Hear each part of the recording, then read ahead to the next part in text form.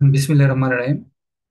উম, সবাইকে আজকের চতুর্থ যে পর্যায় সারণী লেকচার 2 তে স্বাগতম।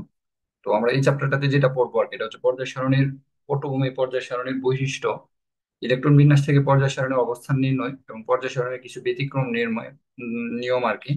এবং পরের ক্লাসটাতে আমরা যেটা করবো এটা হচ্ছে মৌলের পর্যাবৃত্ত ধর্ম। ঠিক আছে, মৌলের পর্যাবৃত্ত ধর্মটা অনেক বেশি ইম্পর্টেন্ট। আর এখান থেকে হচ্ছে ইলেকট্রন বিন্যাস হতে মৌলের অবস্থান নির্ণয়, এটা সবচেয়ে বেশি ইম্পর্টেন্ট পর্যায় সারণীর মধ্যে আর কি। মানে এটা তোমার কাজে লাগবে। মানে বিশেষ করে হচ্ছে এই দুইটা জিনিস বেশি ইম্পর্টেন্ট আর কি। যেমন এখানে আমরা যেটা বলতেছিলাম আর কি, যে এই যে এইটা এটা অনেক বেশি ইম্পর্টেন্ট মৌলের অবস্থান নির্ণয়। আর এখান থেকে হচ্ছে পর্যাবৃত্ত ধর্মটা ইম্পর্টেন্ট। এই দুইটা থেকে তোমার মেডিকেলে প্রচুর কোশ্চেন আসে এবং বুয়েটে এডমিশন টেস্টে আসে, ঢাকা ইউনিভার্সিটি অনেক। এই দুইটা থেকে মেডিকেল বইয়ের ঢাকা ইউনিভার্সিটি এটাতে আসে। আর এই চ্যাপ্টারটা অনেক বেশি ইম্পর্টেন্ট। এই চ্যাপ্টারটা এত বেশি ইম্পর্টেন্ট যে তোমার এখান থেকে তোমার কোশ্চেন থাকবেই পরীক্ষাতে। আর এটা পারছো না মানে তুমি কিছুই পারো না। এই জন্য এই চ্যাপ্টারটা হচ্ছে একটা 5 স্টার চ্যাপ্টার। এটা মনে করো খুঁটিনাটি সবকিছু পারা লাগবে আর কি। তো আসার পরে যাই, তো এই যে যেটা পর্যায় সারণী আমরা দেখছি লাস্ট ক্লাসে, এটা বিভিন্ন কিছু কি বলা হয়। তারপরে হচ্ছে আমরা লাস্ট ক্লাসে যখন পড়তেছিলাম আর কি, তখন হচ্ছে ডুবেরানের ত্রয়ী সূত্র পড়ছিলাম। ডুবেরানের ত্রয়ী সূত্রটা কি, এই জিনিসটা পড়ছিলাম যে রাসায়নিক ধর্মের সাদৃশ্য আছে এরকম তিনটি মৌলের পারমাণবিক ভর অন্য দুটি মৌলের গড় ভরের সমান। ঠিক আছে, যেমন আমরা যদি এখানে লিথিয়ামের ভর এবং পটাশিয়ামের ভরকে যদি কি করি, গড় করি আর কি, যেমন লিথিয়ামের ভর হচ্ছে 7, পটাশিয়ামের হচ্ছে 39, তাহলে যে ভরটা পাবো এটা হচ্ছে সোডিয়ামের ভর। মানে প্রথম, মানে উপরেরটা এবং 3 নাম্বারটা এই দুইটা গড় করলে মাঝখানেটা পাওয়া যাবে, এটা হচ্ছে সহজ কথা। আর অষ্টক তত্ত্ব কি বলছিলাম, যে মৌলসমূহকে ক্রমবর্ধমান ভর অনুসারে সাজালে একটি মৌলের ধর্মের সাথে পরবর্তী অষ্টম মৌলের কি সাদৃশ্য দেখা যাবে। পরের মানে একটা মৌল যেটা দিয়ে শুরু হবে, লিথিয়াম দিয়ে যদি শুরু হয়, তারপরে কয়টা মৌল, 8টা মৌল পার হইলে লিথিয়াম তো শেষ। এরপরে 1 থেকে গণা শুরু হবে, 2, 3, 4, 5, 6, 7, 8। ঠিক আছে, যে 8টা মৌল যখন তুমি পার হইবে আর কি, তখন দেখা যাবে কি, যে তোমার মানে কি লিথিয়ামের ধর্ম আর এদিক দিয়ে হচ্ছে তোমার পরবর্তী অষ্টম মৌল যেটা আর কি সোডিয়ামের ধর্ম সেম। এদিক দিয়ে বেরিলিয়ামের ধর্ম। ঠিক আছে, 8টা মৌল পার হওয়ার পরে ম্যাগনেসিয়ামের ধর্ম সেম, এই জন্য বোরনের ধর্ম আর পরবর্তীতে নাইট্রোজেনের ধর্ম সেম। মানে সোডিয়ামের সাথে লিথিয়ামের অষ্টম মৌল আর কি, সোডিয়ামের সাথে লিথিয়ামের ধর্মের একটা মিল আছে। না 8টা মৌল পর পর আর কি মৌলের কি আছে, ধর্মের মিল থাকবে আর কি। তারপর হচ্ছে বেরিলিয়ামের সাথে হচ্ছে ম্যাগনেসিয়ামের মিল আছে, এরকম কিছু একটা আর কি। সো এটা নিয়ে টেনশন করার দরকার নাই। হম। আচ্ছা, সে তার মতো করে দেখাইছে আর কি, যেখানে হচ্ছে অক্সিজেন ফ্লুরিনের পরে আর বাকিটা নেই নাই আর কি। মানে ওই যে নিয়ন টিয়ন আর্গন এগুলো নিচ্ছে আর কি, না নিয়ে সোডিয়াম বসাই দিয়েছে। মানে তার নিয়ম অনুসারে হচ্ছে এটা। মানে যাই হোক, এটা মনে রাখবো যে 8টা মৌল পরপর ধরনের মিল আছে, মানে সোডিয়ামের লিথিয়ামের সাথে সোডিয়ামের মিল আছে এবং বেরিলিয়ামের সাথে ম্যাগনেসিয়ামের মিল আছে। মেন্ডেলিফের যে সূত্রটা আর কি, দেখো যে এই সূত্রটাতে আমরা পড়তেছিলাম আর কি, যে যদি মৌলসমূহকে পারমাণবিক ভর অনুসারে সাজানো হয় তাহলে তাদের ভৌত এবং রাসায়নিক ধর্মাবলী কি হয়, মানে ক্রমান্বয়ে পরিবর্তিত হয়। এটা আমরা গত ক্লাসে পড়ছিলাম মেন্ডেলিফের এই সূত্রটা, যে পারমাণবিক ভর হচ্ছে সাজানোর মূল ভিত্তি আর কি। মেন্ডেলিফের মৌলসমূহের রাসায়নিক ধর্মাবলী তাদের, হ্যাঁ, বর অনুসারে সজ্জিত হয়। এই কথাটা কে বলছে, মেন্ডেলিভ বলছে। আর বর অনুসারে সাজাইলে সমস্যাটা কি, সমস্যাটা হচ্ছে পটাশিয়াম এবং আর্গনের ক্ষেত্রে পটাশিয়ামের বর হচ্ছে 39, আর্গনের হচ্ছে 40। তাহলে পটাশিয়ামকে আগে দিতে হয়, আর্গনকে পরে দিতে হয়। তাহলে পটাশিয়াম চলে যায় হচ্ছে এই নিষ্ক্রিয় গ্যাসের সাথে, আর আর্গন চলে যায় কার সাথে, ক্ষারের সাথে। তাহলে এটা হইতেছে না, আমরা গত ক্লাসে এটা পড়ছিলাম। এই জন্য মেন্ডেলিফের এটাকে সংশোধন করছে কে, এটা যে সংশোধন করছে তার নাম হচ্ছে মুসেল। সে কি বলছে, মৌলসমূহের ভৌত ও রাসায়নিক ধর্মাবলী পারমাণবিক সংখ্যা সংখ্যা অনুযায়ী কি হয়, আবর্তিত হয়। এজন্য হুম, তারপরও হুম, তারপরেও কি আধুনিক পর্যায় সারণীর জনক বা ভিত্তি বলা হয় কাকে, মেন্ডেলিফ কি বলা হয়। কারণ মেন্ডেলিফ এই ধারণাটা দিবার আগে, মানে এই যে বলতেছিল যে 63টা মৌল এবং বিভিন্ন জায়গার মধ্যে গ্যাপ আছে খাড়া আছে, এই জিনিসটা দিবার আগে অন্য কেউ দিতে পারে না, এই জন্য এটা বলছে। কিন্তু পর্যায় সারণীর মূল ভিত্তিটা কি, এই জায়গাটাতে খেয়াল করো। পর্যায় সারণীর মূল ভিত্তিটা হচ্ছে, হ্যাঁ, পারমাণবিক সংখ্যাকে পর্যায় সারণীর মূল ভিত্তি ধরা হয়েছিল পরবর্তীতে আর কি। মেন্ডেলিফের পরে কখন ধরা হয়েছে পারমাণবিক সংখ্যাকে পর্যায় সারণীর মূল ভিত্তি রয়েছে, মুসলের সময়, হেনরি মুসলের সময় 1913 সালে। মেন্ডেলিফ বলছে হচ্ছে 1859 69 সালে, আর মুসলে বলছে কত, 1913 সালে। তো এর পরবর্তীতে এটাকে কি করা হয়েছে তোমার, মানে পরবর্তীতে এসে পারমাণবিক সংখ্যাকে ভিত্তি ধরে হয়েছিল, কিন্তু বর্তমানে পারমাণবিক সংখ্যা না, বর্তমানে কি ইলেকট্রন বিন্যাসে কি হুম পর্যায় সারণীর মূল ভিত্তি, পর্যায় সারণীর মূল ভিত্তিটা কি? ইলেকট্রন বিন্যাস। পর্যায় সারণীর মূল ভিত্তিটা হচ্ছে ইলেকট্রন বিন্যাস, এই কথাটা মাথায় রাখতে হবে। বর্তমানে পর্যায় সারণীর মূল ভিত্তি কি? ইলেকট্রন বিন্যাস। কারণ ইলেকট্রন বিন্যাস থেকে দুইটা জিনিস বের করা যায়, একটা জিনিসের নাম হচ্ছে গ্রুপ, আর একটা জিনিসের নাম হচ্ছে পর্যায়। একটা মৌলের কি বের করা যায়? গ্রুপ বের গ্রুপ করা এবং যায়। পর্যায়। আমরা আজকের ক্লাসে এটা শিখবো আর কি, যে ইলেকট্রন বিন্যাস থেকে একটা মৌল কত নাম্বার গ্রুপে আছে এটা বের করা যায়, এবং মৌলটা কত নাম্বার পর্যায়ে আছে আর কি এই জিনিসটাও কি করা যায়। ঠিক আছে, মৌল কত নাম্বার পর্যায়ে আছে এই জিনিসটাও আমরা বের করা যায়। বের করা যায়। হ্যাঁ। এরপরে এখানে গান টান পড়া আছে, যে গানগুলো আমরা প্রথম ক্লাসে পড়ছিলাম। গান বলতেছি এই কারণে বেশি ইম্পর্টেন্ট না, বাট এমসিকিউর জন্য কাজে লাগবে অনেক সময়, চাইতে পারে। ঠিক আছে, প্রথমে লেভাসিয়া দুই ভাবে ইয়ে করছিল, এটা গত ক্লাসের কথাই, ধাতু অধাতুর উপর ভিত্তি করে সে মানে পর্যায় সারণী তৈরি করছিল। ডুবের আইন তিনটা মূল একটু আগে বলছি, অষ্টক তত্ত্ব একটু আগে বলছি। ঠিক আছে, তো উম, নিউল্যান্ডের অষ্টক তত্ত্ব, তারপর হচ্ছে এই মেন্ডেলিফের কথা বললাম। ঠিক আছে, মেন্ডেলিফের এই জিনিসটা মাথায় রাখতে হবে। মেন্ডেলিফের এখানে আবিষ্কৃত মৌল ছিল 63টা, এটা গত ক্লাসে বলছিলাম। এর মধ্যে আণুভূমি, আণুভূমিক মানে কোনটা? এইভাবে যেটা, এইভাবে যেটা এটা না, এটা হচ্ছে খাড়া। 8টা রো খাড়া ছিল হচ্ছে এটা, 8টা হচ্ছে এরকম। আর আণুভূমিক হচ্ছে মানে হরিজন্টাল, এটা এটা হচ্ছে 12টা ছিল। বুঝতে পারছো? আর মাঝখানটা ফাঁকা জি ছিল। ভাইয়া। মেন্ডেলিফের ঘরের মধ্যে মাঝখানে কি ছিল? ফাঁকা ছিল।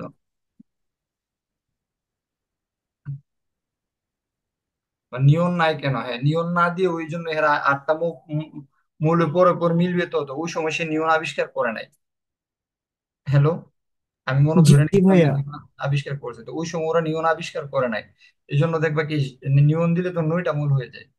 তো জি। 8টা মূল পর পর মিলানোর জন্য ওই সময় এরা যখন, তো এটা তো অনেক আগে, মনে করো 1800 সালে, ওই সময় নিয়ন আবিষ্কার হয়েছে না। এই জন্য হচ্ছে নিয়ন নাই অষ্টক তত্ত্বের মধ্যে। এবার দেখো, থ্যাংক ইউ, ভালো কোশ্চেন করছো। এবারে যে মেন্ডেলিভ কি বলছে, তো মেন্ডেলিভের সূত্র অনুযায়ী সারালে কি হয়? 40 আর্গনের উপর পটাশিয়ামের 39 হওয়া সত্ত্বেও পূর্বে স্থান দিতে গেলে একটা জায়গায় নিষ্ক্রিয় গ্যাসের সাথে আরেকটা চলে যায় হচ্ছে খাদ্য ধাতুর সাথে, মানে অবস্থা চেঞ্জ হয়ে যায়। আমি যে কথাগুলো বলতেছি এগুলো পরীক্ষার খাতায় লিখতে হবে। বুঝতে পারতেছো? মানে এই কথাগুলো অনেক গুরুত্বপূর্ণ কথা। এটার মানে মেন্ডেলিভের যে প্রবলেমটা, এটাকে ত্রুটি এটাকে সারছে কে? 1913 সালে মেন্ডেলিভ দিছে। 1869 সালে, 1913 সালে এসেছে মুসলে। মুসলির এটা কি? মৌলসমূহের ভৌত ও রাসায়নিক ধর্মাবলী পারমাণবিক সংখ্যা অনুযায়ী আবর্তিত হয়, সংশোধিত সূত্র। এবার দেখো যে আন্তর্জাতিক রসায়ন ও ফলিত রসায়নের যে সংস্থা, এটাকে কি বলে? International union of pure and applied chemistry, IUPAC. মানে আন্তর্জাতিক রসায়ন ও ফলিত রসায়নের যে সংস্থা, এটা ইংরেজিতে কি বলে? International union of pure and applied chemistry. এটা জীবনে কোনো সময় কাজে লাগতে পারে। এদের ধারণা অনুসারে বর্তমানে মৌল আবিষ্কার হয়েছে কয়টা? একশো 118টি। আঠারো 18টা, এগুলো বলছে। ঠিক আছে, বাকিগুলো হচ্ছে বেশিরভাগই প্রকৃতিতে পাওয়া যায়, কিছু ল্যাবরেটরিতে পাওয়া গেছে। এখন আসো, তারপর আমরা পড়ছিলাম এটা গ্রুপ ওয়ান এর মূল, এদেরকে কি বলা হয়? ক্ষার বলা হয়। কেন? এরা পানির সাথে বিক্রিয়া করে হাইড্রোজেন এবং ক্ষার উৎপন্ন করে, এটা গত ক্লাসে দেখাইছি। ক্লাস ক্লাসে দেখবা এদের টিয়া সহকারে।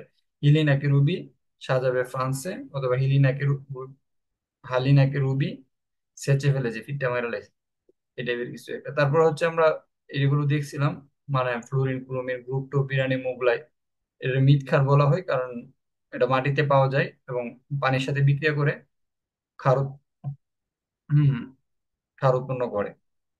তারপর হচ্ছে এগুলো হচ্ছে তোমার পড়ছিলাম গ্রুপ 13, বাংলাদেশ আওয়ামী লীগ গেল ইন্ডিয়াতে। এর আগেটা ছিল বিরিয়ানি মোগলাই কাবাব সরিয়ে বাটিতে রাখো। তারপর হচ্ছে কার্লেস শার্ট গেঞ্জি স্যান্ডেল পাবে। নলকূপের পানিতে আর্সেনিক সমস্যা বিদ্যমান। ওএসএসসি তে পড়ে গ্রুপ 16, ফখরুলের কুকুরটি বড় ইডিয়েট। তারপরে বলতেছিলাম যে হেনার করিম যাবে রং নাই, গ্রুপ 18। এখান থেকে যে কোশ্চেনটা, এটা এই কদ্দুর পর্যন্ত ছিল গতকালকে পড়া। এখন আজকের পড়াটাতে একটু খেয়াল করো। এখান থেকে একটা মেডিকেলে কোশ্চেন আইছে। কোশ্চেনটা কোথায় আইছে? মেডিকেল। মেডিকেলে। এই মেডিকেলে কোশ্চেনটা আছে। আমার বোন যখন ভর্তি পরীক্ষা দিয়েছে ওই সময়, 2018 সালে সম্ভবত কোশ্চেনটা। কোশ্চেনটা কি এসে জানো নি? পর্যায় 2 এবং 3-কে কি বলা হয়? পর্যায় 2 এবং 3-কে কি বলা হয়? অতি সংক্ষিপ্ত পর্যায়, সংক্ষিপ্ত পর্যায়, স্বল্প সংক্ষিপ্ত পর্যায়, দীর্ঘ পর্যায়, অতি দীর্ঘ পর্যায়। তো পর্যায় 2 এবং 3 কি কি বলা হয়? সংক্ষিপ্ত পর্যায়। সংক্ষিপ্ত পর্যায়। বুঝতে পারছো কি না কোশ্চেন কেমনে আয়ে? তো পর্যায় 1 কি কি বলা হয়? অতি সংক্ষিপ্ত। তো অতি সংক্ষিপ্ত। পর্যায় 4 এবং 5 কে কি বলা হয়? দীর্ঘ দীর্ঘ পর্যায়। দীর্ঘ পর্যায়। পর্যায়। আর দীর্ঘ পর্যায় পর্যায়। 6 ও 7 কে অতি দীর্ঘ, কারণ 6 অতি ও 7 দীর্ঘ মধ্যে কি পর্যায়। আছে? 15টা করে আছে। লেন্থ নাইট 15টা আছে। আবার একটা নাইট কতটা আছে? 15টা। ঠিক না? হ্যাঁ। জি। জি লেন্থ স্যার। নাইট, একটা নাইট এরকম 15টা করে আছে আর কি, এলে মনে হয় লেন্থ নাইট 15টা 30টা করে আছে, তাহলে এটা হচ্ছে অতি দীর্ঘ পর্যায়। বুঝতে পারছো? এখন তো গ্রুপ 1 কে বলে খাট ধাতু, গ্রুপ 2 কে বলে মৃৎ খাট ধাতু, মিথ্যার ধাতু। 11 কে বলে মুদ্রা ধাতু, কারণ এগুলো দিয়ে কি মুদ্রা মুদ্রা তৈরি ধাতু। করা হয়? মুদ্রা তৈরি করা হয়। মুদ্রা তৈরি করা হয়। বুঝতে পারছো? গ্রুপ 16 কে বলে চাল কুচেন। ঠিক আছে? কেন চাল কুচেন বলে এটা ব্যাখ্যা করে শিখামো, সমস্যা নাই। এদের অক্সাইড তৈরি করে আর কি। বুঝতে পারছো? যেমন সালফার ডাই অক্সাইড ও অক্সিজেন পানির সাথে বিক্রিয়া করে, এরকম আর কি। তো এটা ব্যাখ্যা আছে। হেলোজেন, হেলোজেনটা কেন বলা হয়? হেলোজেন বলা হচ্ছে হেলাস এবং জেনাস থেকে। হেলা শব্দের অর্থ কি? হেলা শব্দের অর্থ হচ্ছে সামুদ্রিক লবণ। আর জেনা শব্দের অর্থ কি? উৎপাদনকারী মৌল। তাহলে সামুদ্রিক লবণ যেগুলো থেকে পাওয়া যায় এগুলোকে কি বলে? হেলোজেন বলা হয়। হেলোজেন কি? হেলোজেন হচ্ছে fluorine, chlorine, bromine, iodine. Fluorine, chlorine, bromine, iodine, এদের যে নিষ্ক্রিয় গ্যাস, এগুলো কি করে অন্য এদের ওই ডি ডি NH2, অথবা কি এদের লাস্টেরটা NH2 অথবা NH2 NP6, মানে কি ও, অষ্টক অথবা 2 পূর্ণ থাকে। কি থাকে? অষ্টক অথবা 2 পূর্ণ থাকে। এই জন্য এরা অন্যদের সাথে কি করে না, বিক্রিয়া করে না। সাপোজ আর কি, তোমার মনে করো পেট ভরা আছে, তুমি কি কার থেকে আবার কি খাওয়ার চেষ্টা করবা? না।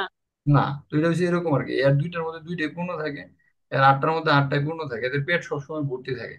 তো এই জন্য এরা খাওয়ার চেষ্টা করে না, অন্য কারোর সাথে যাওয়ার চেষ্টা করে না আর কি। বুঝতে পারতেছো? মানে এদের, মানে বিষয়টা হচ্ছে এরকম আর কি, যে এরা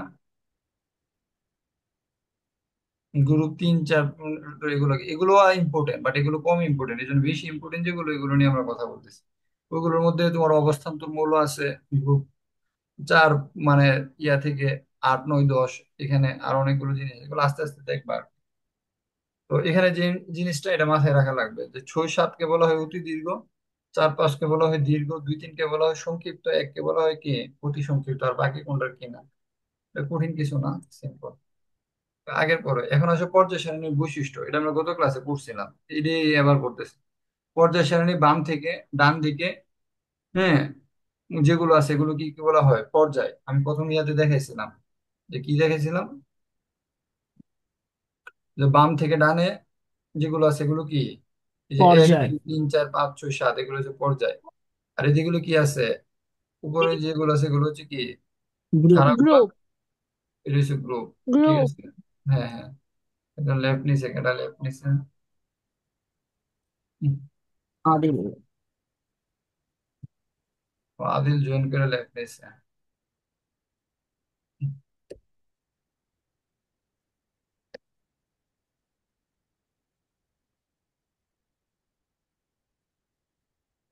ওকে।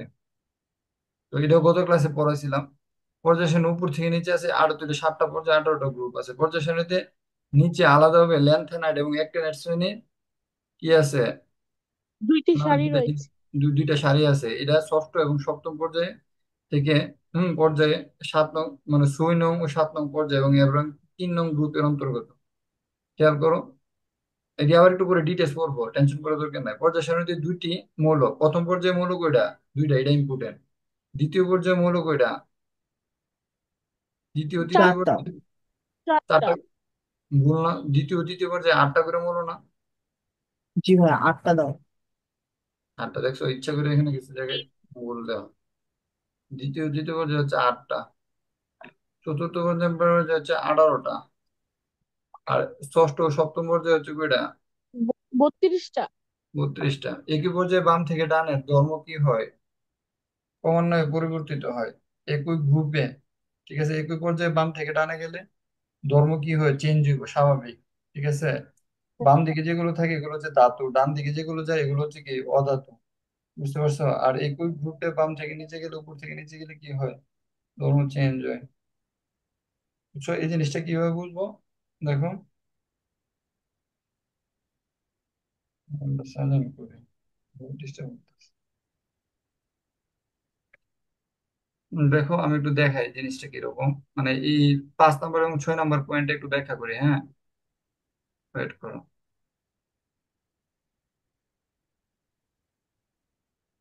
দেখো এই যে এখানে খেয়াল করতেছো, এই দেখো যে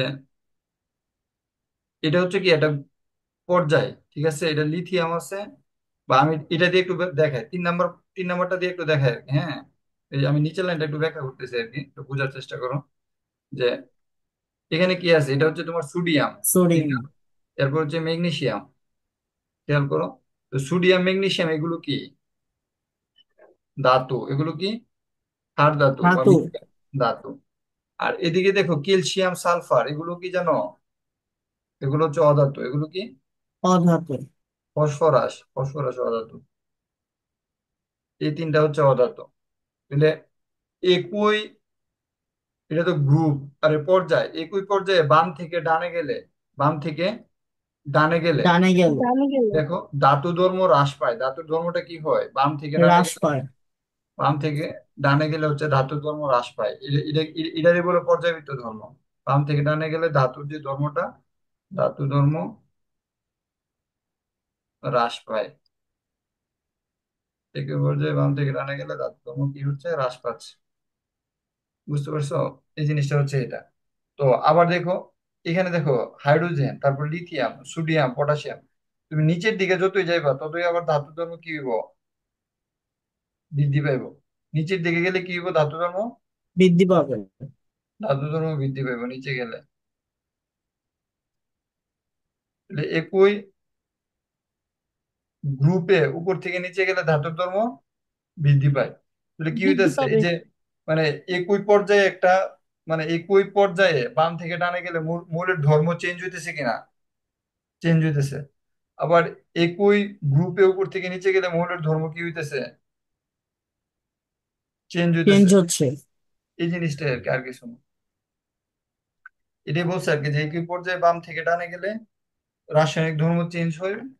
আবার একই গ্রুপে উপর থেকে নিচে গেলেও কি হয়, রাসায়নিক ধর্ম চেঞ্জ হয়। বুঝছো এই জিনিসটা ওরা বলতে চাইছে। এখন আসলে এটা তোমাদের বইয়ে কি বলা আছে, বইয়েরটা পরীক্ষার হলে লিখতে হবে। বইয়েরটাতে কি লেখা আছে?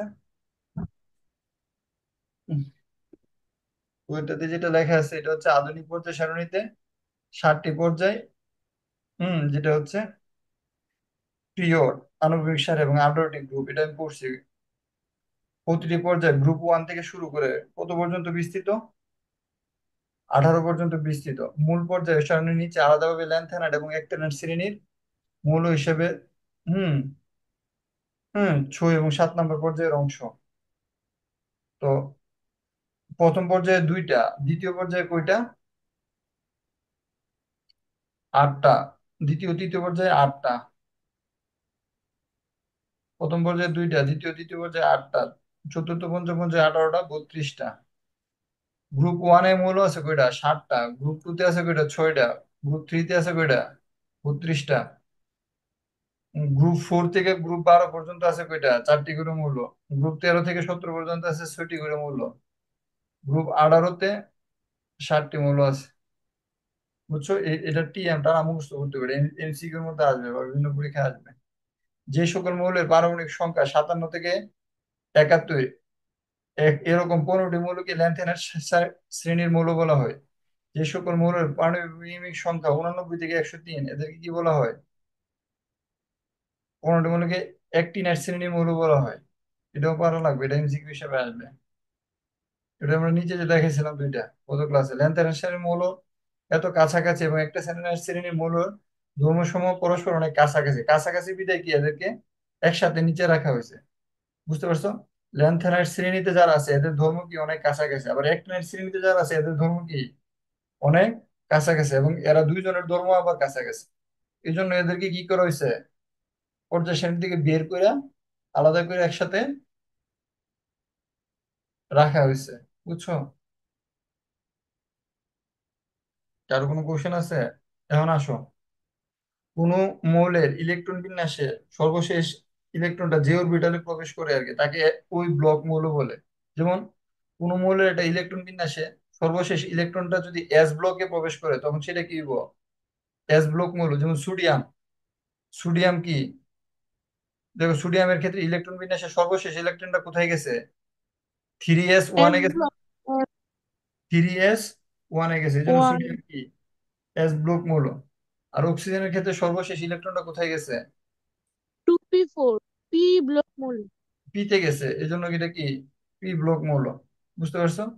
আর অবস্থান্তর মৌল সংখ্যাটা আমি গত ক্লাসে বলছিলাম, যে সকল ডি ব্লক মৌল, যে সকল, যে ডি ব্লক যে সকল ডি ব্লক মৌল স্থিতিশীল আয়নে, স্থিতিশীল স্থিতিশীল আয়নে,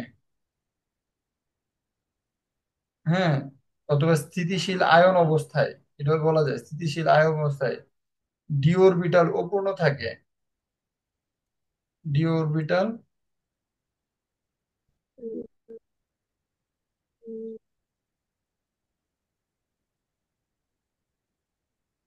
অরবিটাল অপূর্ণ থাকে।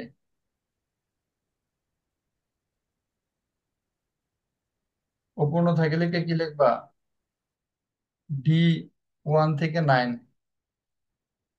তাদেরকে D1 থেকে 9 তাদেরকে অবস্থান্তর মৌল বলে।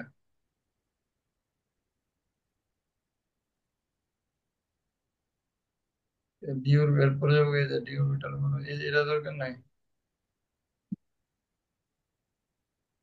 অবস্থান্তর মৌল বলে।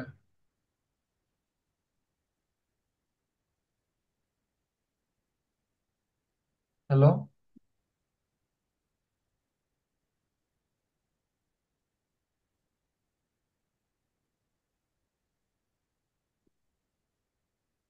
Hello. D G sir. Orbital অপূর্ণ থাকে তাদেরকে কি বলে? অবস্থান্তর মৌল বলে। বুঝতে পারছো? কোন মৌলের ইলেকট্রন বিন্যাসে সর্বশেষ যে অরবিটালটি, মানে এটা আর কি, মানে স্থিতিশীল আয়নে ডি অরবিটাল অপূর্ণ থাকে, তাকে অবস্থান্তর মৌল বলে। এখন খেয়াল করো যে আয়রন, আয়রনের মধ্যে ডি অরবিটালটা কি, তার স্থিতি D6, কত, কত এটা, Fe2+, কত, 3d6। এটা আয়রনটা কি 1 থেকে 9 এর ভিতরে আছে কিনা? জি। 6। আয়রন হচ্ছে অবস্থান্তর। আমি কিন্তু অনেক কঠিন পড়া পড়াইতেছি, না বললে বললো। 1 থেকে 9 এর মধ্যে আছে 6। কিন্তু জিঙ্কের ক্ষেত্রে খেয়াল করো, জিঙ্ক 2+, মানে দুইটা ইলেকট্রন যখন ছাইড়া দিছে, তখন 4s শূন্য, 3d কত, 10। তো 3d10 পূর্ণ নাকি অপূর্ণ? পূর্ণ। তাহলে 3d10 জিঙ্ক কি অবস্থান্তর মৌল? না। না, জিঙ্ক অবস্থান্তর না। অবস্থান্তর মৌলের বৈশিষ্ট্য কি এটা? জিঙ্ক অবস্থান্তর না। এই জন্য জিঙ্কের কালার হচ্ছে সাদা।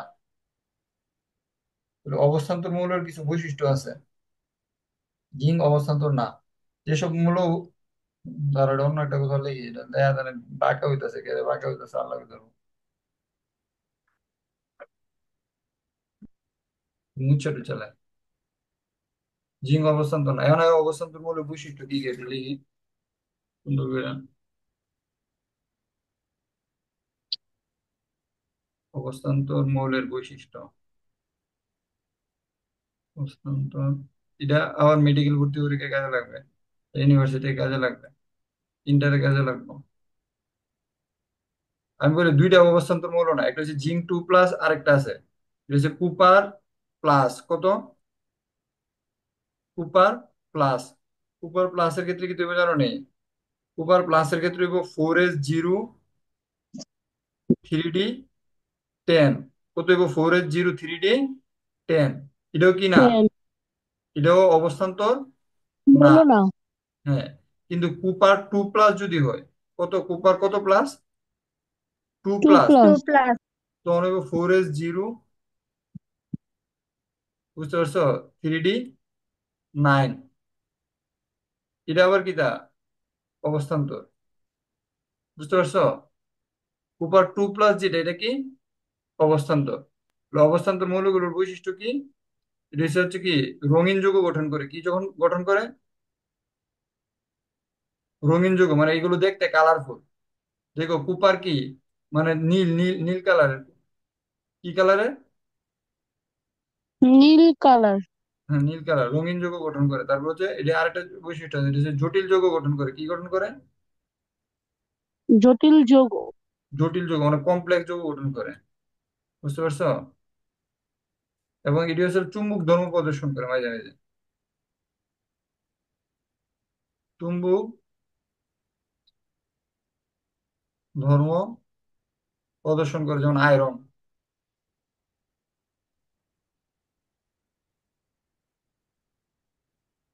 তারপরে এদেরকে ডি অরবিটাল পূর্ণ থাকে মেনলি। অবস্থান্তর মৌলের ইয়াটা হচ্ছে স্থিতিশীল আয়নে ডি অরবিটালটা কি থাকবো? D1 থেকে 9 থাকবো। এর ভিতরে থাকবো কখন? স্থিতিশীল আয়নে, মানে আয়ন অবস্থায়। আয়ন, আয়নে, তখন এটা অবস্থান্তর মৌল। ভালো জিনিস শিখে ফেলছো শেষ। এরপরে কি? নিজে জানে। এখন আসো, কোন মৌলের গ্রুপ এবং পর্যায় নির্ণয়, এটা হচ্ছে সবচেয়ে শর্টকাট। এটা 2 মিনিটে শিখতে পারবো, এই জন্য এটা সবার আগে দিছি আর কি। এটা আমি 3-4 বার পড়ামু, বই পাওয়ার কোনো কারণ নাই যে এটা বুঝতেছি না। এরপরটাকে সর্বোচ্চ প্রধান কোয়ান্টাম সংখ্যা হচ্ছে কি? পর্যায়। পর্যায় মানে কি? সর্বোচ্চ প্রধান কোয়ান্টাম কোয়ান্টাম কোয়ান্টাম সংখ্যা। সংখ্যা। সংখ্যা। কোয়ান্টাম সংখ্যা কোনটা বলতেছিলাম? অরবিট হচ্ছে কোয়ান্টাম সংখ্যা। ওই কোয়ান্টাম সংখ্যার আরেকটা নাম কি? অরবিট। অরবিট। অরবিট, ওই যে এন এর মান, বুঝতে পারছো কিনা? কোয়ান্টাম সংখ্যা মানে হচ্ছে অরবিট, বুঝছো? মানে এন এর মান, এন এর মান অরবিট, বুঝছো? এই যে এন এন, কোয়ান্টাম সংখ্যা হচ্ছে এন, সর্বোচ্চ প্রধান কোয়ান্টাম সংখ্যা। তাহলে এখানে দেখো, এখানে এন এর মান কত? সর্বোচ্চ এন এর মান কত? 3। 2। এখানে দেখো, এখানে এন এর মান হচ্ছে 2। তাহলে এন এর মান যত, পর্যায় কি? এই এন এর মান যত, পর্যায় হচ্ছে তত। পর্যায় মানে কি? সর্বোচ্চ প্রধান কোয়ান্টাম সংখ্যা। সর্বোচ্চ প্রধান কোয়ান্টাম সংখ্যা যে কথা, অরবিট কি? একই কথা। অরবিট যে কথা, এন এর মান কি? একই কথা। একই কথা। একই সর্বোচ্চ এন একই এর মান কথা। একই কথা। সর্বোচ্চ এন, হ্যাঁ সর্বোচ্চ এন। এখন খেয়াল করো, এটাতে সর্বোচ্চ এন কত? 3। তাহলে এটার পর্যায় কত? 3, বুঝতে পারছো? এটাতে সর্বোচ্চ এন কত? 4। 4। এটার পর্যায় কত? 4। 4। তোমাদের বইয়ে এইভাবে লেখা না, এটা ইন্টার বইয়ে লেখা। সর্বোচ্চ প্রধান কোয়ান্টাম সংখ্যা মানে এন এর মান যত, পর্যায় হতো। একবার সহজ কথায় তোমাদের বই অনেক কাহিনী করে লেখা। কাহিনী করে লেখা কি জানো না, যে সর্বার বাহিরে যেটা আছে এটার মানে ইয়া কিতে কেমনে জানে কইছে আল্লাহ কইতারবো। এখন দেখো, রুলস আছে, কিছু হচ্ছে এক্সেপশনাল, বুঝতে পারছো? যেমন এটা তোমাদের বইয়ে নাই, ঠিক আছে? যেমন এটা ইন্টারের বইয়ে আছে, S+P যদি থাকে, তাহলে হচ্ছে 8 9 10 গ্রুপ ইত্যাদি। মানে গ্রুপ নিয়ে এত চিন্তা করার দরকার নাই। গ্রুপ 1 হলে তো, মানে S+P হলে 8 9 10 হলে তখন হবে এটার পরে 3B। মানে 8 9 10 নাম্বার গ্রুপকে বলে 3B। এটা মানে 8 নাম্বার গ্রুপ, 9 নাম্বার গ্রুপ এবং 10 নাম্বার গ্রুপ, এদের একটা নাম আছে। এই 3টা গ্রুপকে এইভাবে বলে, ইয়া, এইভাবে আর কি। বি লেখা, তারপর 3টা টান দিয়া বলে বি। গ্রুপ 11কে বলে কত জানো নি? আই লেখা তারপরে বি। গ্রুপ 12কে কি বলে? 2টা আই লেখা বি। এগুলো আগে বি। একটা পর্যায় সারণী মডেলে বলা হইতো। নিয়ে টেনশন করার দরকার নাই, বুঝতে পারছো? জি ভাইয়া। বি মানে হচ্ছে S+D। বি মানে কি? Plus D. S+D আছে। আর 3টা দিয়ে যখন বি লিখবো, তখন এটার মধ্যে কি আছে? যেমন 3টা দিয়ে যখন বি লিখবো, মানে এটার মধ্যে এফ অরবিটালে ঢুকে গেছে। ও ঢুকে গেছে কেন? F orbital. এটা মাথায় রাখার দরকার না, এটা মান রেখে কিন্তু 8 9 10 বলে বি লেখা, 3টা আই লেখে, লিখে সেটা বি লেখে, এটা একটা নাম আর কি। এটা মুখস্থ করে জানি। 11 কে বলে 1B, 12 কে বলে দুইটা আই লিখে বি। ওকে, এখন গ্রুপ নির্ণয় শর্টকাট, মানে আমি শর্টকাট দেয় যাচ্ছে, একটু পরে আবার এটা ডিটেলস পড়বা। গ্রুপ নির্ণয়ের রুলসটা কি? দেখো, এস অরবিটালে হচ্ছে এন এস, যদি সর্বশেষটা যেমন NS1 হয় তাহলে এটা হচ্ছে গ্রুপ 1, NS2 হইলে গ্রুপ কত? 2। মানে two, সর্বশেষ এস এর ক্ষেত্রে হচ্ছে NS মানে এক্স এর মান যত হইব, এক্স এর মান 1 হইলে গ্রুপ 1, এক্স এর মান 2 হইলে কি গ্রুপ 2। যেমন 3S2, এটা কত নম্বর গ্রুপে? 2 নম্বর গ্রুপে শেষ। কিন্তু সর্বশেষ ইলেকট্রন যদি এমন হয় এস না, সর্বশেষটার মধ্যে এসও আছে, পিও আছে, মনে করো NS আছে প্লাস কত আছে? NP আছে। তো এস এর উপর আছে দুইটা, পি এর উপর আছে মনে করো 4টা, তাহলে গ্রুপ কি হইব? এটার সাথে 10 যোগ করতে হইব। কত যোগ করতে হইব? 10 যোগ 10। হ্যাঁ, এই 10 যোগ করতে হইব। তাহলে যে 2 আর 4, 4 দিয়ে কত? 6, আর 10 যোগ করলে কত হইছে? 16। তাহলে গ্রুপ কত হইব? ষোলো 16। 16 যেমন এখানে খেয়াল করো, এখানে দেখো এস এর উপর কয়টা আছে খেয়াল করো, 3S, 3P, লাস্টের দুইটাতে আর কি। লাস্টের দুইটার মধ্যে থেকে যুগটা করতে হয়। যেমন এস এর উপর আছে দুইটা, আর এটার উপর কয়টা আছে? পাঁচটা। 5টা। 5টা। তাহলে ফার্স্ট দুই কত? 2 আর 5, 7, আর 10 যোগ করলে কত হবে? হ্যাঁ, 17। তাহলে 17 কার গ্রুপ? ক্লোরিনের গ্রুপ। দেখছো মিলছে কিনা? ক্লোরিনের। ক্লোরিনের সূত্র যে, মানে শেষের দুইটার যোগফল করতে হবে। আর এরপরেরটা হচ্ছে সেম নিয়ম, যদি ডি থাকে তাহলে এস এরটা আর ডি এরটা যোগ করতে হবে। কারটা যোগ করতে হবে? অ্যাসিডটা ডিএটা। ডি এরটা তো অলওয়েজ এক কম থাকে। মনে করে এস এরটা যদি 4 থাকে, যেমন 4S1, ডি এরটা কি থাকে? 3D। মানে ডি তো এক কম থাকে, তাহলে এই যে N-1 × D। এই জন্য সূত্রটা এইভাবে লিখছে, NS2, হ্যাঁ, প্লাস, অথবা প্লাস না, হ্যাঁ প্লাস N-1 × D এর উপরে যা আছে তা। তাহলে দেখো এখানে কি আছে? এস এর উপরে আছে একটা, আর ডি এর উপরে আছে কয়টা? 10টা। তাহলে এই দুইটা যোগ করলে কত হইব? মানে 11টা। 11টা। এটা হচ্ছে গ্রুপ হচ্ছে 11। বুঝতে পারছো কিনা? মানে এস এর থেকে ডি অলওয়েজ কি থাকবে? এটা কম থাকবো। এটা হচ্ছে ইলেকট্রন বিন্যাসের নিয়ম অনুসারে 3D এর শক্তি। বুঝছো কিনা? 3D এর শক্তি বেশি না 4S এর তুলনায়? করছোই তো, যে 4S এর শক্তি হচ্ছে 3D এর তুলনায় কি কম। এই জন্য পটাশিয়ামের ইলেকট্রনটা 4S এ, 3D তে না যে 4S এ প্রবেশ করে। তো এই জন্য 4S এবং 3D। যেমন এখানে এটা কত নাম্বার গ্রুপে থাকবো? 2 আর 6, 8 নাম্বার। কত আট নাম্বারে থাকবো? Number group. 2 নাম্বার। + 6, 8 নাম্বার গ্রুপে থাকবো। এই হচ্ছে অবস্থা আর কি। মোটামুটি তোমরা শিখে গেছো কনসেপ্টটা। এগুলো আমরা একটু পরে প্র্যাকটিস করো, টেনশন করার দরকার নাই। এখন আমরা যেটা এনে হেরা কি কইছে, এই কি কথা কইছে আমি আবার ঘুরে ঘুরে শুনাই, যেহেতু এটা অনেক বেশি ইম্পর্টেন্ট। প্রথমে মৌলের পারমাণবিক সংখ্যা বের করতে হবে। তাহলে কোনো মৌলের পর্যায় সারণীতে মৌলটার অবস্থান বের করার জন্য ইলেকট্রন বিন্যাস থেকে আমরা প্রথমে কি বের করব? পারমাণবিক সংখ্যা। মৌলের পারমাণবিক পারমাণবিক সংখ্যা। সংখ্যা। তারপরে কি বের করব? ইলেকট্রন বিন্যাস। যেমন ইলেকট্রন লিথিয়ামের বিন্যাস। পারমাণবিক সংখ্যা 3, সোডিয়ামের পারমাণবিক সংখ্যা 11। তারপর লিথিয়ামের ইলেকট্রন বিন্যাস 1s1, 2s, ওয়ান। ভুল লেখছে, 1s2, two 2s, two S 1। বুঝতে টু পারছো? টু এস হ্যাঁ। আর সোডিয়ামের হচ্ছে 1s2, 2s2, 2p6, 2p6। ঠিক আছে, এটা না। কেন তো থ্রি পি মনে হয় লিখছে। 1s2, 2s2, two S two, two P six, 2p6, 3s1। Two S one. হ্যাঁ, হ্যাঁ, 3s1। এখন দেখো, সর্বোচ্চ প্রধান শক্তি স্তরটি হবে কি পর্যায় সংখ্যা। তাহলে এখানে সর্বোচ্চ প্রধান শক্তি স্তর কত? এটা থ্রি। ভুল আছে, 3। তাহলে এটা পর্যায় হচ্ছে 3। সর্বোচ্চ প্রধান শক্তি স্তর, এখানে সর্বোচ্চ প্রধান শক্তি স্তর কত? 2। টু।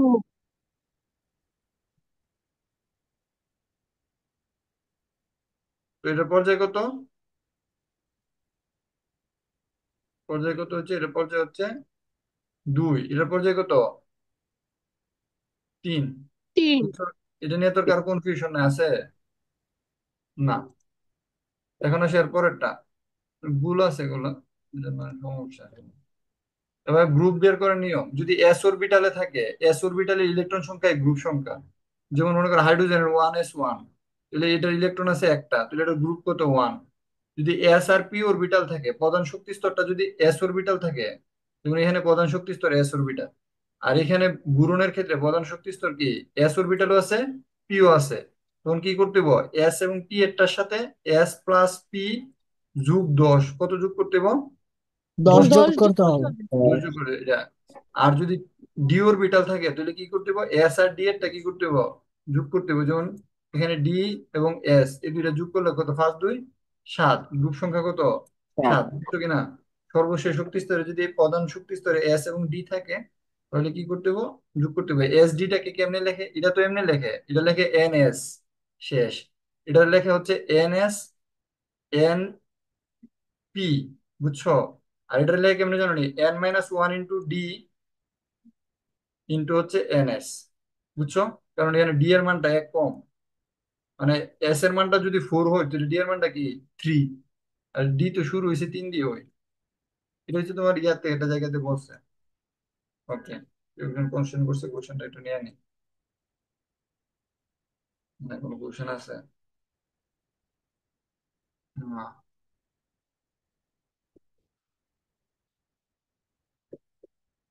ওই জায়গা যেমন আছে বইয়ের থেকে, বইয়ের মধ্যে কি কইছে আর বইয়ের কথাটা পড়ে। কোন মৌলের ইলেকট্রন বিন্যাস থেকে মৌলের গ্রুপ এবং পর্যায় নির্ণয় করো। তো এই বইয়ের মধ্যে কেমনে কইছে, আমরা পরীক্ষায় বইয়ের মধ্যে লিখবো। কোন মৌলের ইলেকট্রন বিন্যাসে সবচেয়ে বাইরের প্রধান শক্তি স্তরের নাম্বারটি কি? পর্যায়ে সবচেয়ে বাইরের প্রধান শক্তি স্তরের নাম্বারটা কি? পর্যায়ে তাহলে সবচেয়ে বাইরের প্রধান শক্তি স্তর কত এখানে? 2। এটা পর্যায় কত? যেমন দেখো লিথিয়ামের ইলেকট্রন বিন্যাসে সবচেয়ে বাইরের প্রধান শক্তি স্তর কত? 2। মানে আগের কথাগুলো একটাই আমরা তিনটা জায়গা থেকে পড়তেছি আর কি। এটা পর্যায় হচ্ছে 2। পটাশিয়ামের ইলেকট্রন বিন্যাসে সবার বাইরের শক্তি স্তর কত? 4 4। 4। তাই পটাশিয়ামের পর্যায় কত? 4। এটা অনেক কঠিন করে কইছে, বুঝতে পারছো? এটা বললে সর্বপ্রধান শক্তি স্তরে, হুম, মানে কোয়ান্টাম সংখ্যা কত ওইভাবে বলতে পারতো, বা এরা যেভাবে বলছে এইভাবে বলতে পারতো যে সর্বোচ্চ প্রধান শক্তি স্তরটি। সবার বাইরে না বলে এরা কি বলতে পারতো? সর্বোচ্চ প্রধান শক্তি স্তরটি। সর্বোচ্চ প্রধান শক্তি স্তর আমরা যেটাকে বলতেছিলাম প্রধান শক্তি স্তর, এই কথাটা বলতে পারতো আর কি, সর্বোচ্চ প্রধান শক্তি স্তর, বুঝছো? যেমন এখন যদি আয়রন কইতো, আচ্ছা এটা আমি একটু হুম। করে দেখাবো। এরপরে দেখো গ্রুপ বের করার নিয়ম। কোন মৌলের ইলেকট্রন বিন্যাসে যদি এস অরবিটাল থাকে তাহলে এস অরবিটালের মোট ইলেকট্রন সংখ্যা কি? গ্রুপ এস এ যদি একটা ইলেকট্রন থাকে তাহলে গ্রুপ ওয়ান, এস এ যদি দুইটা ইলেকট্রন থাকে গ্রুপ কি হইব? 2 হইব। 2 নাম্বারটা যদি এস ও পি থাকে তাহলে কি করতে হইব?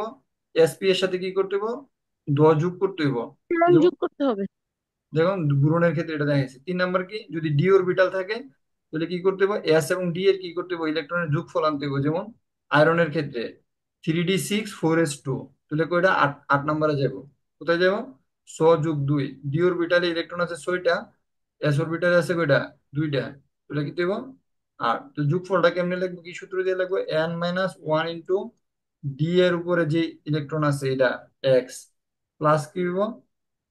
হ্যাঁ, এন এস এর উপর ওয়াই যেটা আছে এটা, এই দুইটার যোগফল কি দেবো? এই এক্স প্লাস ওয়াই এর যোগফলটা কি দিব? মূলত ইলেকট্রন যেখানে এক্স কত, আয়রনের ক্ষেত্রে এক্স এর মানটা কত? ডি তে কয়টা আছে? 6টা। এক্স ইজ ইকুয়াল টু হচ্ছে 6 আর ওয়াই এর জায়গাতে হচ্ছে 2টা। X plus Y 6 plus 2 is equal to হচ্ছে 8টা আয়রনের ক্ষেত্রে। তোমাদের বোঝার সুবিধার জন্য মৌলের সবচেয়ে বাইরের শক্তি স্তরকে ইলেকট্রন বিন্যাস লাল রং দিয়ে দেয়া হয়েছে বক্ররেখা। জানি না কি রং দেওয়া হয়েছে। পর্যায় সারণী ব্যতিক্রম, হাইড্রোজেনের অবস্থানটা হচ্ছে ব্যতিক্রম না, আমি হাইড্রোজেনের অবস্থান একটু পরে পড়বো, হ্যাঁ। এটা আর একটু ইম্পর্টেন্ট জিনিস, আর একটু প্র্যাকটিস করি, না একটু প্র্যাকটিস করা দরকার আছে, মানে এটাই সবচেয়ে বেশি ইম্পর্টেন্ট আর কি বের করাটা। এই জন্য একটু প্র্যাকটিস করতে হবে, বুঝছো? ডিসকার্ড দিয়ে দাও। কাটাকাটি করতে লিখছি দেখানো যাবে। এখন আসো এখানে একটু দেখি, এই যে লাল কালার দিয়ে দেখাচ্ছি, দেখো হাইড্রোজেন 1s1, এটার পর্যায় কত? 1, গ্রুপ কত? 1। এই আমাকে শোনা যায়? জি ভাইয়া। ওয়ান। হাইড্রোজেন পর্যায় 1, গ্রুপ 1। হিলিয়ামের দেখো 1s2, তাহলে এটার পর্যায় কত? 1। পর্যায় নিয়ে সমস্যা নাই, গ্রুপটা কত হওয়ার কথা? 2 নাম্বার, গ্রুপ 1 গ্রুপ কথা না? এস এর মান যেহেতু 2, গ্রুপ কত হওয়ার কথা? 2 নাম্বার। কিন্তু এটা কই আছে? গ্রুপ 18-তে আছে। এটা ব্যতিক্রম কেন? কারণ হিলিয়াম হচ্ছে নিষ্ক্রিয় গ্যাস। ব্যতিক্রমটা কেন? নিষ্ক্রিয় গ্যাস। এটা কিন্তু পর্যায় এই ইলেকট্রন বিন্যাসে যে মানে এই ইলেকট্রন বিন্যাস দিয়ে যে পর্যায় সারণীর ব্যাখ্যার একটা সীমাবদ্ধতা, সীমাবদ্ধতাটা কি? হেরে দেওয়ার কথা গ্রুপ 2 তে দিয়ে দিছে কই? ইলেকট্রন বিন্যাস অনুসারে সাজালে তারা দেওয়ার কথা কোথায়? গ্রুপ 2 তে। কিন্তু হেরে দিয়ে দিছে কই? গ্রুপ 18-তে। কি কারণে দিতে হয়েছে? নিষ্ক্রিয় গ্যাস। এই কারণে। কি কারণে দিতে হয়েছে? নিষ্ক্রিয় গ্যাসের কারণ। এই কারণে। বুরনের ক্ষেত্রে খেয়াল করো, 1:2p1 2। তাহলে দেখো, এস আছে, পি আছে, 2 আর 1-এ 3। তাহলে এটার সাথে কত যোগ করতে হবে? 10 যোগ করতে হবে। এটা হচ্ছে 2 নাম্বার রুলটা। এটা কত নাম্বার রুল? 2 number rule. নাইট্রোজেনের ক্ষেত্রে বুঝলাম। 2 নাম্বার রুল। অক্সিজেনের ক্ষেত্রে 2 নাম্বার রুল। ফ্লুরিনের ক্ষেত্রে দেখো 5 2 7, 5 2 7 যোগে 10 17। এটা কি 2 নাম্বার রুল। আর তারপর ম্যাগনেসিয়াম খেয়াল করো, S2। এটা রুল কত? 1 নাম্বার রুল। এস এর মধ্যে 2টা আছে, তাহলে এটা কত নাম্বার রুল? এক। 1 নাম্বার রুল। বুঝছো? তাহলে সালফারের ক্ষেত্রে 1 নাম্বার রুল। পটাশিয়ামের ক্ষেত্রে 1 নাম্বার, ক্যালসিয়ামের ক্ষেত্রে 1 নাম্বার, যেটা 4s1 4s2। এখন টাইটেনিয়ামের ক্ষেত্রে রুল নম্বর হচ্ছে 3 3D এবং 4s এর যোগফল। ইয়ান আছে 2টা, ইয়ান আছে 2টা, টোটাল হচ্ছে 4টা। নিয়ম 3 নাম্বার। ভ্যান্ডিয়ামের ক্ষেত্রে পর্যায় 4। সর্বশেষ যে শক্তি স্তরে যে ইলেকট্রন আর কি, সর্বোচ্চ ইলেকট্রন, সর্বোচ্চ প্রধান প্রধান শক্তি স্তরে, সর্বোচ্চ প্রধান শক্তি স্তর আর কি। তো সর্বোচ্চ প্রধান শক্তি স্তর কত? 4। পর্যায় 4। এটা নিয়ে সমস্যা নেই। গ্রুপ কত? এই দুইটার যোগফল, DRS এর যোগফল। গ্রুপ হচ্ছে DRS এর যোগফল। DRS এর যোগফল 2 আর। ঠিক আছে। এইভাবে ক্রোমিয়ামেরটা দেখো, উপরে দিয়ে এই সবগুলো করছে, এগুলো বাসায় লিখে প্র্যাকটিস করবো কোনটা গ্রুপ কত। ইডিএম নেই তো না, পরীক্ষা পরীক্ষা দেবো কেমন জানো? নেই, এটা পর্যায় সারণী একে দিয়ে করবো যে এটা এত নাম্বার পর্যায়ের এত নাম্বার জায়গাতে আছে। এটা গ্রুপ এবং পর্যায়ে বের করো, বা এইভাবে একটা মৌল ধরাই দিব। ঠিক আছে, এইভাবে একটা মৌল ধরাই দিছে, ধরাই দিয়ে সেটা আছে না, এটা তো আমি একে লেগেছি, বুঝে লাগবে এটা। একটা দিলে বুঝবা না। পারবা? পারতা না। দিই একটা, দিয়ে করতাম না। পরীক্ষা দিব। ওয়াই একটা মৌল আছে, বুঝছো? দিয়ে বলবো এটা হচ্ছে 63.5। বলো এটা গ্রুপ কত, পর্যায় কত। তুই ওয়াই মৌলটা কিটা তুই বুঝতে পারবা? কপার। ভেরি গুড, সাব্বাস। কপার। এটা কপারের ইলেকট্রন বিন্যাসটা করতে হবে। এই কপার বলার পরে কি করতে হবে? ইলেকট্রন বিন্যাসটা বের করতে হবে। ইলেকট্রন বিন্যাসটা কি? 3D10 4s1। এটার পর্যায় কত? সর্বোচ্চ প্রধান কোয়ান্টাম সংখ্যা বা সর্বোচ্চ প্রধান শক্তি স্তর। ওর পর্যায় কত? 4। আর গ্রুপ কত? 10 আর 1-এ 11। বুঝছো কিনা গ্রুপ কত? 11। বুঝতে পারছো নি কেমনে পরীক্ষা দেবো? বা এইভাবে মানে একটা হারা কলম্বো স্তম্ভ দিব, দিয়ে এত নাম্বার জায়গায় তেমন নাম্বার এখানে গিয়ে এখানে বুঝতে তো, তো এটা কেমনে বের করো? যে ব্যাপারে এখানে শিক্ষার্থীদের একটা কাজ দিচ্ছে, কাজটাকে একটু করো। 3 4 6 বিশিষ্ট মৌলের ইলেকট্রন বিন্যাস লেখো। ইলেকট্রন বিন্যাস থেকে পর্যায়ে এখানে সবগুলো ইলেকট্রন বিন্যাস লিখবা। ঠিক আছে, 1 থেকে 30 পর্যন্ত। পরে হচ্ছে এটা থেকে গ্রুপ এবং পর্যায়ে বের করবা। এটা হচ্ছে হোমওয়ার্ক। 1 থেকে 30 পর্যন্ত ইলেকট্রন বিন্যাস লেখে গ্রুপ পর্যায়ে বের করবা। আর কি ভিডিও লাগবো, বাট এটি হচ্ছে মাস্ট। দেখো এখন দেখো, ইলেকট্রন বিন্যাসী পর্যায় সারণীর মূল ভিত্তি কেন? ইলেকট্রন বিন্যাসের মাধ্যমে আমরা কি করতে পারি? একটা মৌলের গ্রুপ এবং পর্যায় কি করতে পারি? বের করতে পারি। ঠিক আছে। এই জন্য ইলেকট্রন বিন্যাস কি? পর্যায় সারণীর মূল ভিত্তি। এবং যে সকল মৌলের সর্বশেষ পর্যন্ত স্থানে একটা ইলেকট্রন থাকে, সে সহজে কি করতে পারে? একটা ইলেকট্রন দান করে। ঠিক আছে, ধনাত্মক আয়নে পরিণত হয়। যেমন সোডিয়াম একটা ইলেকট্রন থাকলে, সে একটা ইলেকট্রন কি করছে? ছেড়ে দিছে। তো ছেড়ে দিলে তুমি যদি এই পাশে ইলেকট্রনটা ছাড়ে লেও তুলে প্লাস, আর এদিকে যদি লেও তুলে কি লিখবা? Minus electron. মানে সোডিয়াম একটা ইলেকট্রন ছেড়ে দিছে, ছেড়ে দিয়ে পজিটিভ হয়েছে, আর ওই পাশে লিখলে প্লাসই লিখবা, সমস্যা নেই। আর ক্লোরিন একটা ইলেকট্রন গ্রহণ করছে, তো এই জন্য এদিকে প্লাস, মানে সে গ্রহণ করছে, কইরা সে কি হচ্ছে? এটা মাইনাস হয়েছে। তো পর্যায় সারণী কিছু ব্যতিক্রম নিয়ম, যেমন হাইড্রোজেনের অবস্থান। হাইড্রোজেন কি? এটা অধাতু। এটা দেওয়া হয়েছে কই? সোডিয়াম, পটাশিয়াম, রুবিডিয়াম, সিজিয়াম, ফ্রান্সিয়ামের সাথে, মানে গ্রুপ 1। গ্রুপ 1 কি? গ্রুপ 1 হচ্ছে তীব্র ধনাত্মক ক্ষার ধাতু। গ্রুপ 1 কি? তীব্র ধনাত্মক আর ধাতু। ক্ষার ধাতু। হাইড্রোজেনকে এগুলোর সাথে দেওয়া হয়েছে। কেন দেওয়া হইতেছে? ওই ইলেকট্রন বিন্যাসের কারণে। বুঝতে পারছো? হাইড্রোজেনের ধর্ম কিন্তু মিলে কার সাথে জানো নি? ফ্লুরিন, ব্রোমিন, ক্লোরিন, আয়োডিনের সাথে একটা ইলেকট্রন গ্রহণ করতে পারে। তুমি হাইড্রোজেন আবার কি করতে পারে? একটা ইলেকট্রন গ্রহণ করতে পারে। হাইড্রোজেন ইলেকট্রন দানও করতে পারে, আবার কি করতে পারে? গ্রহণ করতে পারে। গ্রহণ করতে পারে। যেমন হাইড্রোজেনকে যদি সোডিয়ামের সাথে যোগ করো, কার সাথে? সোডিয়ামের সাথে যোগ করো, তখন সে হয়ে যাবে সোডিয়াম হাইড্রাইড। মানে তখন সে কি হয়ে যাবে? Sodium hydride. মানে যেমন সোডিয়ামের সাথে যদি ক্লোরিনকে যোগ করো, তাহলে কি হয়ে যাবে গা? Sodium chloride. হাইড্রোজেনের সাথে এই যে হাইড্রোজেনের ধর্মটা আবার হেলোজেনের সাথে মিলা যায়। তারপর হাইড্রোজেনকে কি করা হয়েছে? গ্রুপ ওয়ানে রাখা হয়েছে। তো এটা একটা সমস্যা। আবার হিলিয়ামের 1s2 সে গ্রুপ টু তে দেওয়ার কথা ছিল, কিন্তু নিষ্ক্রিয় গ্যাস হওয়ার কারণে হিলিয়ামটা দিছে কই? গ্রুপ 18-তে। আর ল্যান্থেনাইড এবং অ্যাক্টিনের শ্রেণীতে খেয়াল করো, ঠিক আছে, যে এক ল্যান্থেনাইড এবং অ্যাক্টিনের শ্রেণীটা পর্যায় সারণীর ভিতরে দেওয়ার কথা। বুঝতে পারছো? কিন্তু এটি যদি পর্যায় সারণীর ভিতরে দিত, আসলে পর্যায় সারণীর সৌন্দর্যটা নষ্ট হয়ে যেত। কি হইতো? হ্যাঁ, তাহলে সৌন্দর্য নষ্ট। সৌন্দর্যটা ঠিক রাখার জন্য নষ্ট হবে। এটাকে নিচে বসানো হয়েছে। এটি হচ্ছে ইলেকট্রন বিন্যাসের সাহায্যে পর্যায় সারণী যে করছে, এটা ত্রুটিগুলো। কয়টা ত্রুটি আছে পর্যায় সারণীর? তিনটা। কয়টা? তিনটা। একটা হচ্ছে তিনটা। হাইড্রোজেনের অবস্থান, একটা হিলিয়ামের অবস্থান, আর একটা কি ল্যান্থেনাইড এবং অ্যাক্টিনাইড শ্রেণীর যে বসাইছে এটা। এগুলো নিয়ে কি কারো কোনো কনফিউশন আছে? না। বুঝলে? এরপরের যে যে না মৌলের না পর্যাবৃত্তি স্যার। যে আমি আজকে পড়াইতাম, কিন্তু আমি আজকে পড়াইতেছি না, এই কারণে হচ্ছে যে উদ্দূর পর্যন্ত পড়াটা শেষ করে একদিনে। কালকে এরপরে একটা লেকচার নিলে এই চ্যাপ্টার শেষ। বুঝছো? তারপর হচ্ছে আমরা কোশ্চেন গুলো সলভ করবো আর কি। দেখো এই জিনিসটা এখানে বলছে আর কি, যে হাইড্রোজেনের অবস্থান দেখো গ্রুপ ওয়ানে, তো গ্রুপ ওয়ানের দিলে কি হয়েছে? কিন্তু হাইড্রোজেন গ্রুপ 17 সাথে ইলেকট্রন গ্রহণ করতে পারে লিথিয়ামের সাথে। এটি তখন দেখাইবা, মানে যখন এগুলো বলবা, তখন ওই যেরকম আমি যখন দেখাইছি বিক্রিয়া দিয়া, একটু আগে আমি বিক্রিয়া দিয়ে দেখাইলাম না, যে sodium plus hydrogen, sodium hydride. বুঝছো না? হ্যাঁ, এগুলো বিক্রিয়া দিয়ে লিখবা। সোডিয়াম প্লাস ক্লোরিন সমান কি? সোডিয়াম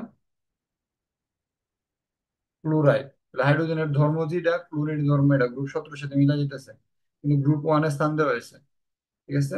হম। অনেক কিছু, কিন্তু সবকিছু বিবেচনা করে গ্রুপ ওয়ানে দিয়েছে। হিলিয়ামের অবস্থান কেন? ল্যান্থানাইড এবং অক্সানাইড শ্রেণীতে যে সৌন্দর্য নষ্ট হয়, বুঝে দিয়েছে, আর কিচ্ছু নাই। ঠিক আছে, তাহলে কারো কোনো কোশ্চেন আছে? না। যদি কোশ্চেন না থাকে, তাহলে পড়াটা কদ্দুর বুঝছো নি? মেন বইতে দেখা যায় পড়াটা কদ্দুর। আমি স্লাইডটা দিয়ে দিব। পড়াটা কদ্দুর এতটুকু পর্যন্ত। হুম, বুঝতে পারছো? মানে মৌলের জি। পর্যাবৃত্ত ধর্ম শুরু হওয়ার আগ পর্যন্ত। আজকে ইংলিশ ক্লাস হবে 9:30 থেকে, 10 মিনিট ব্রেক, বা কিছু একটু খাই টাই নেবো তোমরা, হ্যাঁ? কারণ ইংলিশ ওকে। এভাবে গ্যাপ দিতে সমস্যা আছে। ইংলিশ রাইটিং শুরু করতে হবে, নাহলে ঝামেলা আছে। ঠিক আছে তাহলে, হ্যাঁ, তখন বিস্তারিত কথা হইব। ওকে, এখন আপাতত অফ। আল্লাহ হাফেজ। স্যার আসসালামু আলাইকুম। 9:30 বাজে জয়েন করো। স্যার, আসসালামু আলাইকুম। ওয়ালাইকুম সালাম।